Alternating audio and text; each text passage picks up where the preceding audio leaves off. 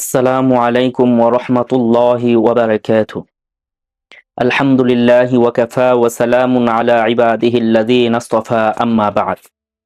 সুপ্রিয় দর্শক, পৃথিবীতে প্রতিটি মা বাবার জন্য তাদের রবের পক্ষ থেকে একটি বড় নিয়ামত হলো সন্তান সন্ততি। সন্তান সন্ততি হলো চোখের শীতলতা, আত্মার প্রশান্তি। আর এই নিয়ামত আল্লাহ তাআলা যাকে ইচ্ছে দান করেন। কালামুল্লাহ শরীফে সূরা শুরায় ইরশাদ করেন, ইয়াহাবু লিমান ইয়াশাউ ইনাসা ওয়া ইয়াহাবু লিমান ইয়াশাউ যুকুর আও ইউযাওয়িজুহুম যুকরানা ওয়া ইনাসা।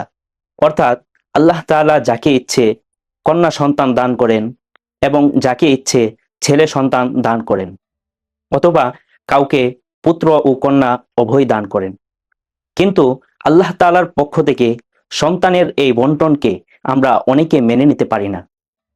ফলে দেখা যায় সমাজে কারো কন্যা সন্তান জন্ম নিলে সে ভীষণ অসন্তুষ্ট হয় এবং তার চেহারা কালো হয়ে যায়। অনেকেই স্ত্রীকেও কন্যা সন্তান জন্ম দেওয়ায় বিভিন্নভাবে জুলুম নির্যাতন করে। অনেক সময় দেখা যায় সামাজিকভাবেও কন্যা সন্তানকে অপছন্দ করা হয়, যা কখনো একজন মুমিন ও আদর্শবান মা বাবার কাজ হতে পারে না। কালামুল্লাহ শরীফে আল্লাহ তাআলা ইরশাদ করেন, ওয়াইযা বুশশিরা আহাদুহুম বিল উনসা যাল্লা ওয়াজহুহু মুসওয়াদ্দাও ওয়া হুয়া কাযীম।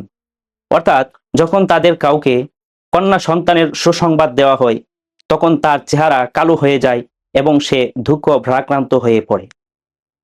সুপ্রিয় দর্শক, কন্যা সন্তানে অসন্তুষ্ট হওয়া আইয়ামে জাহিলিয়াতে মক্কার কাফের মুশরিকদের কাজ ছিল।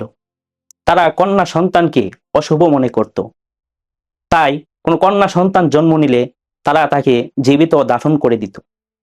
কিন্তু প্রকৃত মুমিন কখনো কন্যা সন্তানে অসন্তুষ্ট হতে পারে না। সে আল্লাহ তাআলার বন্টনে সদা সন্তুষ্ট থাকে। সুপ্রিয় দর্শক, ইসলাম কখনো কন্যা সন্তানকে অশুভ মনে করে না, বরং কন্যা সন্তান জন্ম নেওয়াকে মর্যাদার বিষয় হিসাবে আখ্যা দিয়েছেন। বুখারী ও মুসলিম শরীফ দ্বয়ে রাসূল সাল্লাল্লাহু আলাইহি ওয়াসাল্লাম ইরশাদ করেছেন, মানিবতুলিয়া মিনাল বানাতি বিশাইইন ফাআহসানা ইলাইহিন্না কুন্না লাহু সিতরাম মিনান নার।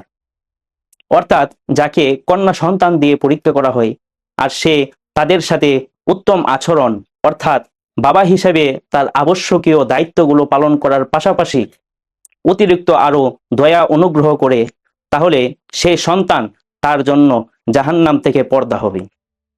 অন্য হাদিসে রাসূল সাল্লাল্লাহু আলাইহি ওয়াসাল্লাম ইরশাদ করেছেন, মান আলা জারিয়াতাইনি হাত্তা তাবলুগা জাআ ইয়াউমাল কিয়ামাতি আনা ওয়া হুয়া ওয়া যান্না আসাবিয়াহু।